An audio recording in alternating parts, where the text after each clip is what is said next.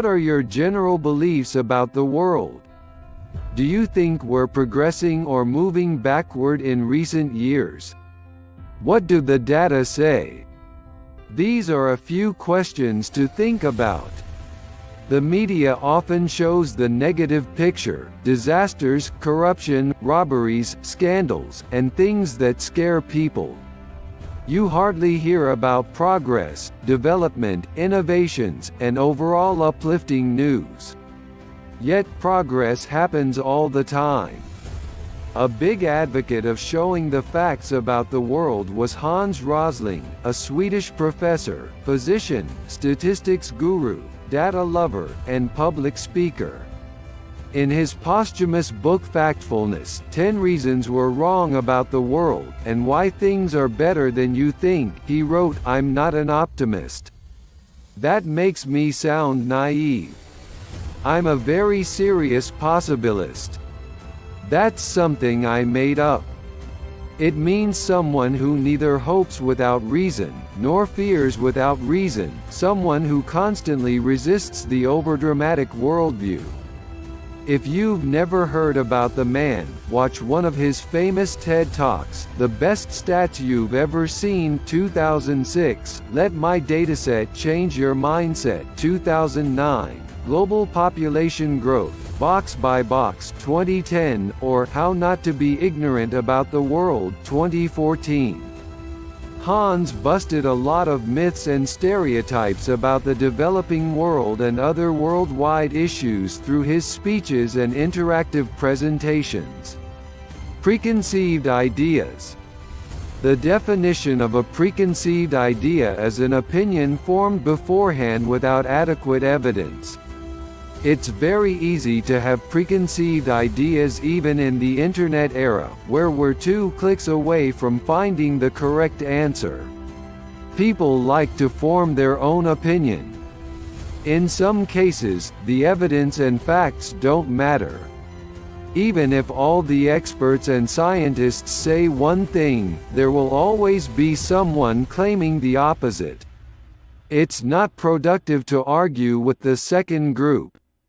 A simple example of a preconceived idea about the world is the life expectancy and family size of developing countries. For a long time, countries in Asia and Africa have been known to have a shorter life expectancy and large families with many children. In reality, things have changed tremendously for the past years, and many countries that were once considered developing have now caught up to the Western world. Countries like Thailand and Vietnam have almost the same life expectancy and the average size of households as the US.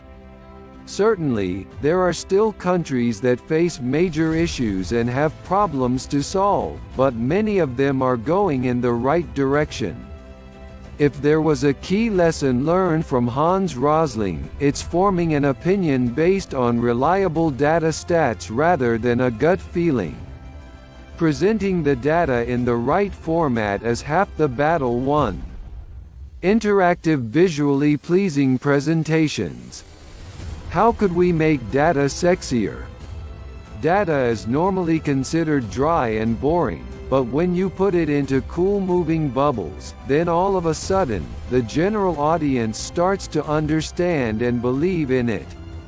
If you want to learn how to build animated charts like Hans Rosling, see in the article below.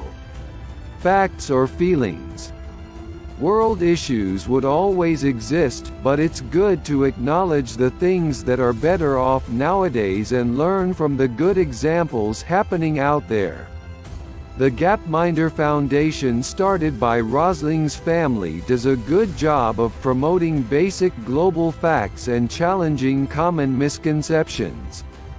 A mission of the foundation is to fight ignorance and investigate what the public knows and doesn't know about global trends on important topics. How many people are rich and how many are poor? In this video, we learn that most people are somewhere in the middle. 1 billion people live with less than $1 a day, more than half of the population with less than $10 a day, and some with more than $100 a day. The gap between the richest and the poorest is huge, but we should also focus on the majority of people who are in between. Having a clear perspective with easily accessible data helps to understand the overall situation and therefore come up with better decisions. Using data is useful not just for world-critical issues but also in day-to-day life.